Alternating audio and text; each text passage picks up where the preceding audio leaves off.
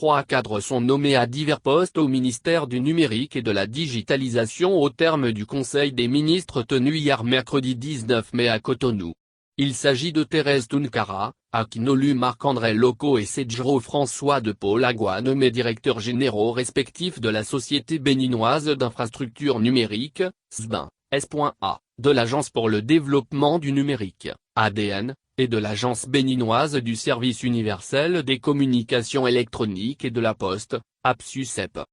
Des cadres ont été nommés, hier mercredi 19 mai, en Conseil des ministres au ministère du Numérique et de la Digitalisation. Ainsi, Madame Thérèse Tounkara prend les rênes de la Direction générale de la Société béninoise d'infrastructures numériques, SBIN, et cette nomination fait suite à la décision du gouvernement de faire du groupe Sonatel le gestionnaire délégué de cette société depuis mars dernier. En tant que gestionnaire délégué, ce groupe a pour mandat, outre la gestion de la SBIN sur une période de 5 ans pour en faire un opérateur GSM majeur, de mettre en œuvre les infrastructures nécessaires à la fourniture rapide de services de communication électronique mobile. Sous la marque Orange, la SBIN est le 3e opérateur GSM béninois.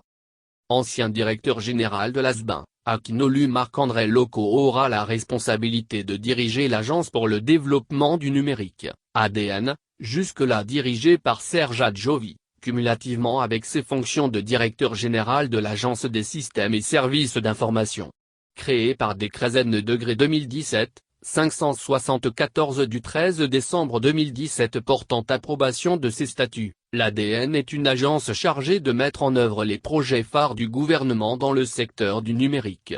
Elle travaille avec l'ensemble des acteurs de l'écosystème afin de réaliser l'ambition du gouvernement de faire du Bénin le hub numérique de l'Afrique de l'Ouest.